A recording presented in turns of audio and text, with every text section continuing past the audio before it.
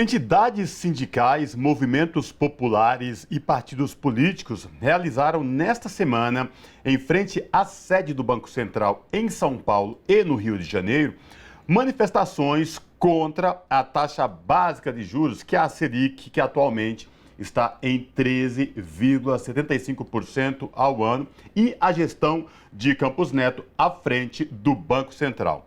Os atos foram organizados pelas centrais sindicais, Comando Nacional dos Bancários, Confederação Nacional dos Trabalhadores do Ramo Financeiro, que é a Contrafcut, e outras entidades em todo o Brasil.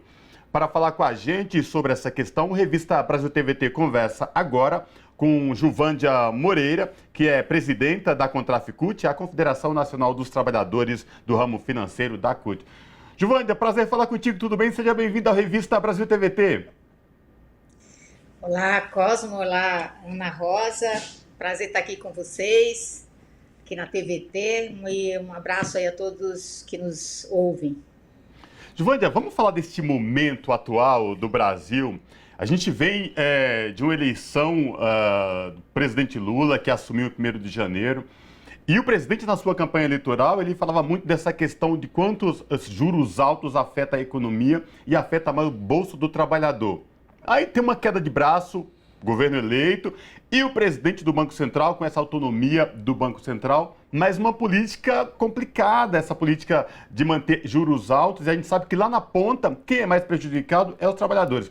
Eu queria te ouvir sobre essa questão, dessa taxa atual dos juros em 13,75% ao ano, e o quanto isso impacta diretamente, Juvândia, na vida dos trabalhadores.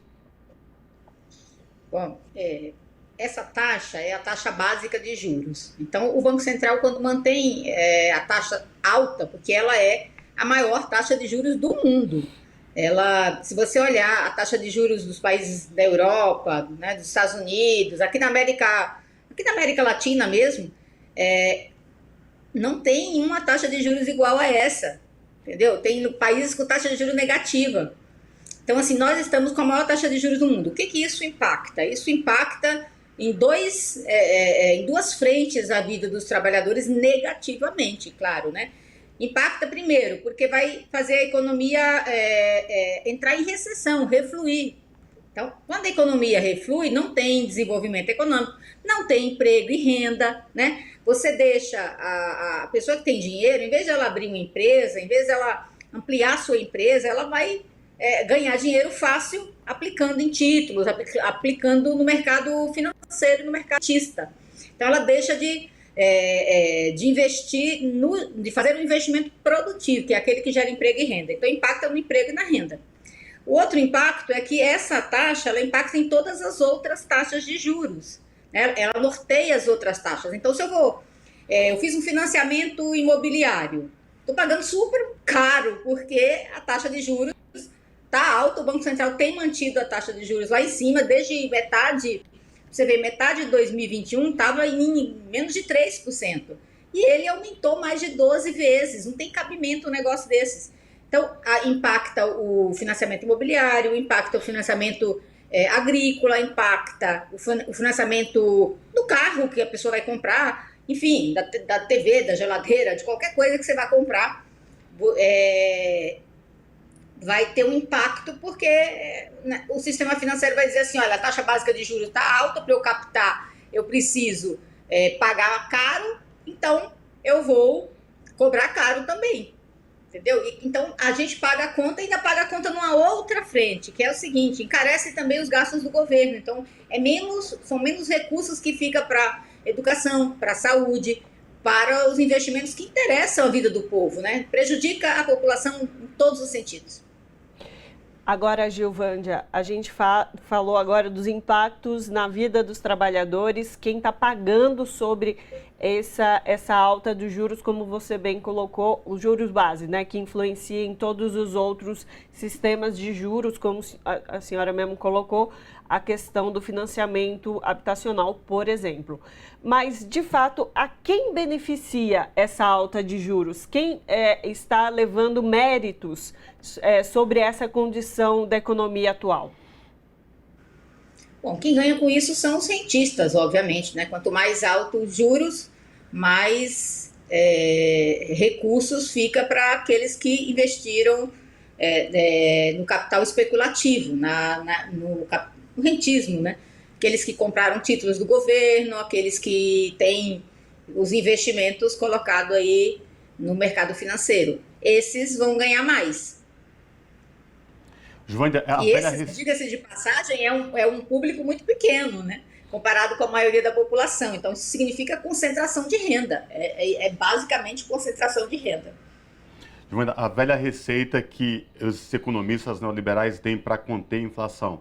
Mas como você trouxe na nossa bate-papo aqui na conversa, de que impacta diretamente, recesse a economia, porque você não consegue girar isso, não tem poder de compra. As pessoas com a taxa de juros tão alta, o trabalhador lá na ponta, não tem como comprar e aquecer o mercado, e aí, como você trouxe exatamente essa recessão, e esta receita dada, como sempre, elevar a taxa de juros, já se comprovou que não vem dando certo, não dá certo, ou seja, o trabalhador de um lado sai perdendo, rentistas, o mercado financeiro especulativo sai ganhando, e aí vem essa disputa de braço, como o mercado vem dizendo, governo e mercado. Mas como assim? O governo não pode falar, não pode questionar uma taxa de juros em benefício de políticas sociais, como você falou, investimento em educação, saúde, habitação, programas sociais que precisa urgentemente nesse país depois dos últimos 4 anos. Como é que fica essa questão, Giovândia? Bom, primeiro vamos entender quais as mudanças que aconteceram e que permitem esse descasamento entre a política que o governo está fazendo, que é a política que foi aprovada nas urnas, né? A população brasileira falou, eu não quero mais essa política econômica do Paulo Guedes, do Bolsonaro, eu quero agora um outro Brasil, eu quero uma outra política econômica. Então, é um descasamento entre a política econômica que o presidente Lula, né, que o ministro Haddad, né, defendem e estão implementando, para a política do Bolsonaro e a política na verdade, a política do atual presidente do Banco Central, que é o Campos Neto. Então, há um descasamento. Por que esse descasamento? Porque eles aprovaram o descasamento dos mandatos. Ou seja, o Bolsonaro indicou o Campos Neto há 2 anos e ele vai ficar até o final de 2024. Só no começo de 2025 é que o presidente Lula vai indicar um outro presidente para o Banco Central. Então, o Campos Neto é a indicação do Bolsonaro e da turma do Guedes, né, do Bolsonaro ali, com influência do mercado financeiro. Isso que eles chamam de autonomia do Banco Central, que na verdade não tem nada de autonomia, né? Autonomia em relação aos interesses do povo brasileiro, porque o povo brasileiro votou em uma mudança na política econômica, não votou para que tudo continuasse igual, senão senão o Bolsonaro teria sido reeleito. E não é isso, foi rechaçada aí nas urnas essa política econômica. E o Campos Neto, ele alega, né, que o mercado financeiro, obviamente, defende a permanência do Campos Neto porque ganha, né? Como a gente viu, ganha com isso. Então, o que acontece? Não tem nada de autonomia, não tem nada de independência nessa postura. O que tem, como é que pode ser, né, independente ou autônomo um presidente do Banco Central, que na verdade foi votar de camiseta verde e amarela, foi vista nos atos do Bolsonaro, que estava em grupos de WhatsApp fazendo análise sobre a eleição, né, reeleição do Bolsonaro. Enfim, esse cara não é independente, ele faz a política do governo anterior, que é uma política de juros alto, uma política recessiva, é uma política que não interessa a população brasileira. E o certo seria que ele pedisse para sair. É isso, ele precisa sair, porque essa política dele está errada, está equivocada. O mundo todo não faz essa política. Nenhum país do mundo está praticando isso que o Campos Neto está fazendo aqui, colocando juros tão altos. Aí você falou, Cosmo, muito bem, sobre essa questão da inflação. Então a gente tem que entender o que gera inflação. A inflação ela pode ser de demanda, quando o povo está ganhando muito, está comprando muito e nós estamos produzindo pouco, não tem o suficiente, eles vão lá, aumentam o preço, porque tem muita demanda. Não é o caso. O povo brasileiro está devendo, né, tem mais de 60 milhões de brasileiros endividados, né, inclusive o presidente Lula, quando foi eleito, se comprometeu em fazer um programa para resolver esse endividamento da população, está bastante preocupado com isso. A população brasileira está desempregada, está sem renda, né? Os que estão empregados, caiu a renda média, né, do trabalhador, então, portanto, elas estão em trabalhos mais precarizados. Então, nós não temos uma inflação de demanda, não aumentou o consumo e a gente está com inflação de demanda. Porque aí a solução do Campos Neto poderia funcionar refluindo, né, a economia, né, criando essa recessão, aumentando os juros, diminuindo essa demanda.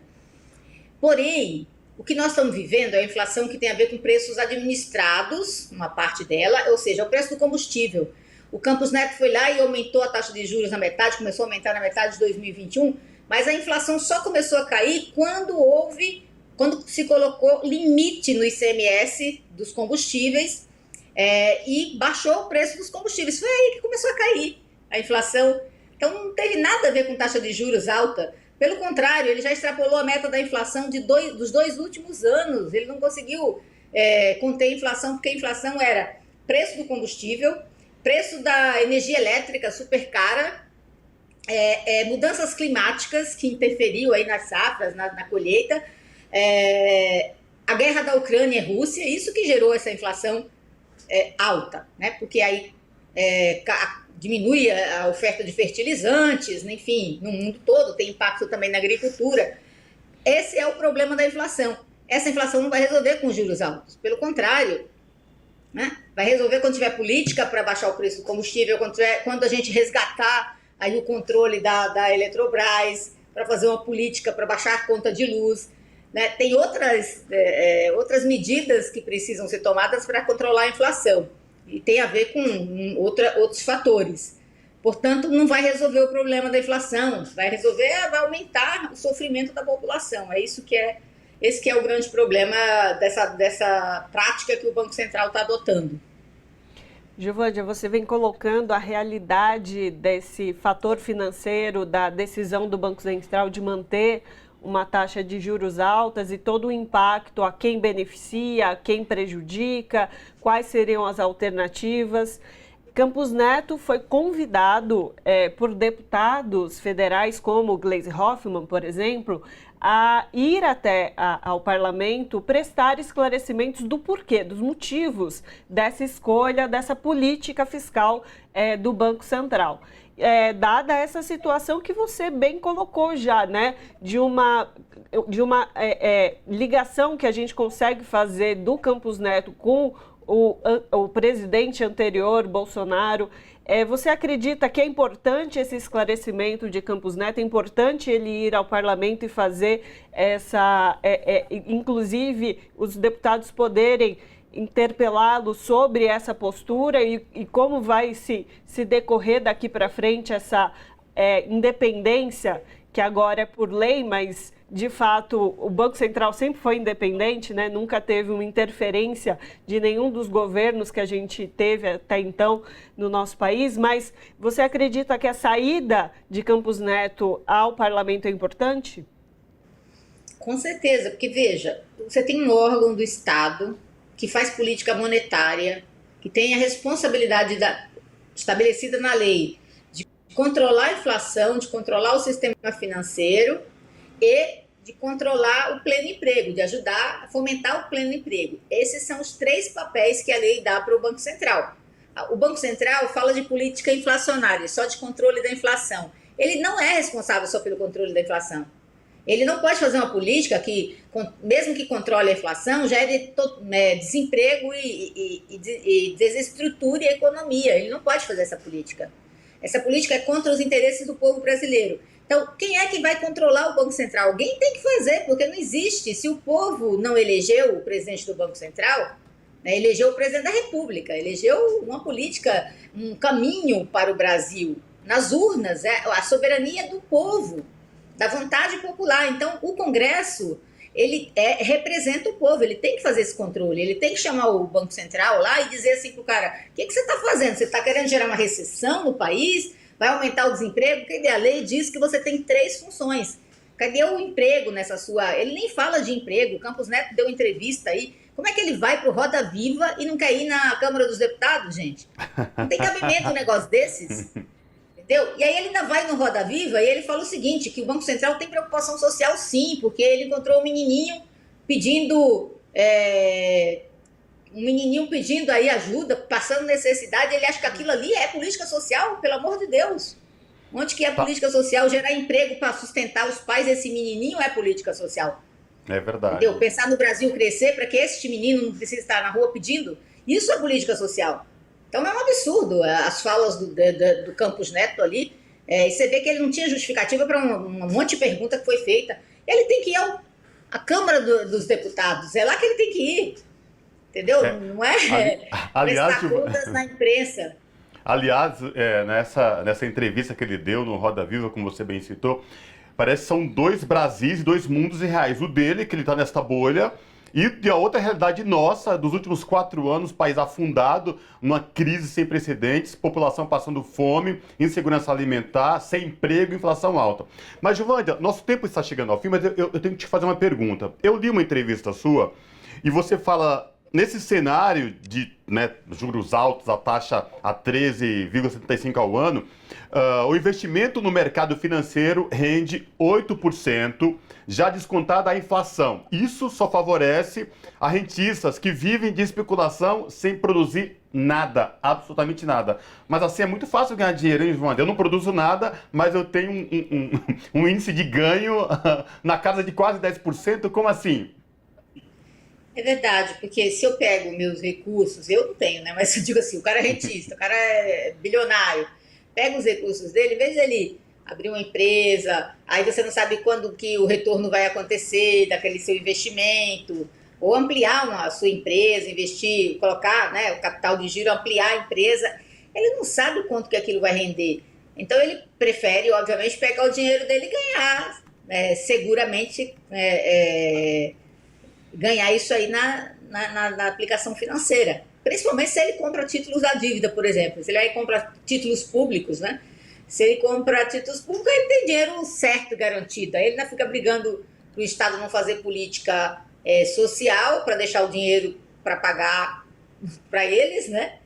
Então, assim, agora, a população brasileira não tem dinheiro para investir, né? Não tem dinheiro para fazer poupança. O dinheiro que os trabalhadores recebem, a grande maioria, né? Seja ele com carteira assinada ou não, é para comer, para sustentar a família, não sobra nada para a poupança. Então, esse daí, nós não seremos atingidos com essa política no sentido positivo. Só seremos atingidos no lado negativo dessa política de juros altos, porque a população não tem dinheiro, pelo contrário, está endividada, está desempregada, está ganhando pouco, né? Não tem dinheiro para investir. É isso, então, falamos com Juvândia Moreira, que é presidenta da Contraficult, que é a Confederação Nacional dos Trabalhadores e Trabalhadoras do Ramo Financeiro. Juvândia, é um prazer falar contigo nessa edição do Revista Brasil TVT. Prazer foi meu, um abraço para vocês. Abraço, até a próxima, Juvândia.